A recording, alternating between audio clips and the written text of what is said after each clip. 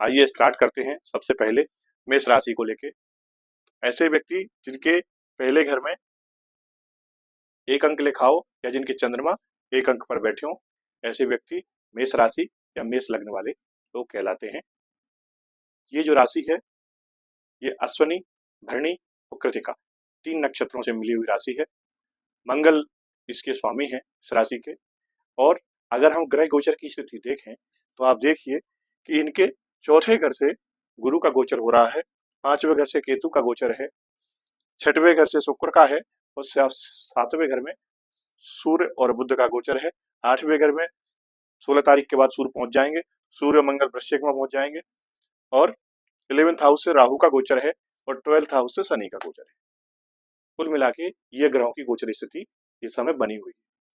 तो इन सबको यदि हम जोड़ें तो किस तरह का प्रभाव इनके जीवन में आने वाला है नवंबर माह में, उस पर हम बात कर लेते हैं। मित्रों, फायर एलिमेंट की राशि है मेष राशि। बहुत ही स्फूर्तिमान और ऊर्जावान व्यक्ति होते हैं मेष राशि वाले या मेष लग्न वाले। प्राय आर्मी में, मेडिकल के क्षेत्र में, पुलिस विभाग में आपको ये देखने को मिलेंगे। ये इनके जो बॉडी स्ट्रक्चर होता है, हाइट सामान्य होती है या सामान्य से अधिक भी होती है। स्थूल का शरीर नहीं होता इनका, ये छरेरे वजन के होते हैं। नाक थोड़ी सी सुरारी या लंबी होती है इनकी।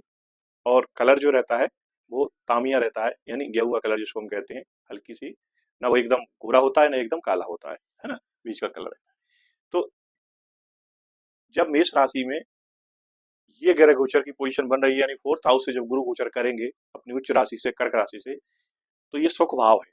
ये माता का भी घर है, भूमि, भवन और वाहन का भी घर है। जब इस घर से गुरु गोचर करते हैं तो आपके लिए कहीं ना कहीं नए घर की, नए वाहन की, नए कहना चाहिए कि भूमि की संभावनाएं बना देते हैं। माता का सुख भी हमको मिलता है जो गुरु इस भाव में उच्च के होते हैं। कुल मिला के ये सुख भाव है। ओवरऑल गुरु की 3 दृष्टियां हैं दोस्तों, और गुरु की दृष्टि में अमृत वर्षा होती है। पहली दृष्टि है इनकी 5वीं दृष्टि, दूसरी दृष्टि है 7वीं दृष्टि और तीसरी दृष्टि है 9वीं दृष्टि। तो 5वीं दृष्टि गुरु की जब जाएगी यहाँ से 4th हाउस से, 1 2 3 4 5 अष्टम हाउस पर जाएगी। 7वीं दृष्टि इनके 10th हाउस पर जाएगी, यानी कर्म भाव पर जाएगी।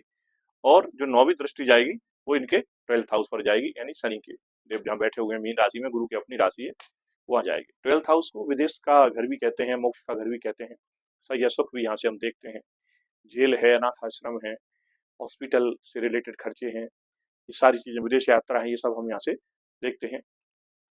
तो गुरु की जब दृष्टि, 5वीं दृष्टि अष्टम हाउस पर पड़ेगी तो कहीं ना कहीं मंगल पर इनकी दृष्टि है और सूर्य पर इनकी दृष्टि है। तो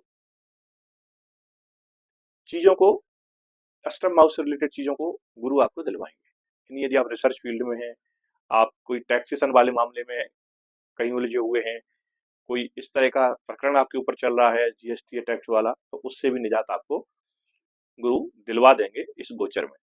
7th हाउस पर दृष्टि डाल देंगे तो कार्य का जो आपका क्षेत्र है, ऑफिस से रिलेटेड आपकी जो मैटर्स हैं, वहां भी आपको ग्रोथ दिलाएंगे, पदोन्नति आपको होगी, आपको ट्रांसफर भी मिल सकता है।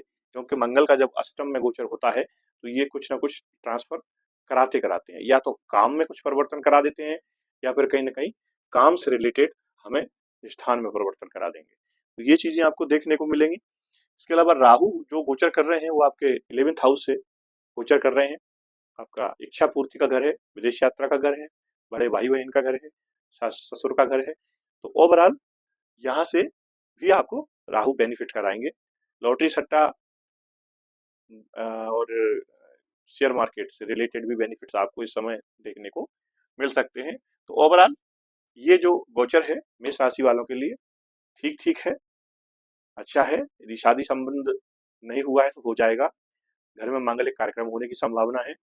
आपका यदि विवाह नहीं हुआ है तो विवाह होने की भी बिल्कुल पूरी संभावना बन रही है, क्योंकि कर्क में है, गुरु उच्च में है, और गुरु का काम ही है आपको संतान देना, आपकी शादी कराना, आपको समृद्धि देना, कार्य क्षेत्र में विस्तार कराना।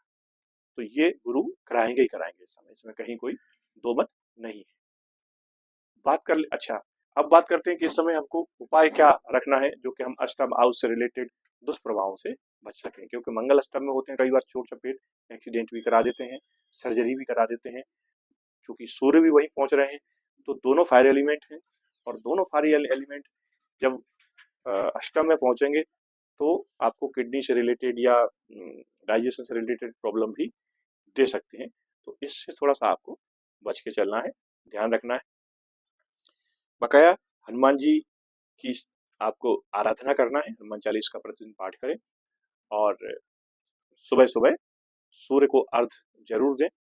ये आपके लिए उपाय हैं। ये उपाय यदि आप करते हैं तो ये जो अष्टम भाव से रिलेटेड नेगेटिव प्रभाव हैं उनसे आप बच सकते हैं।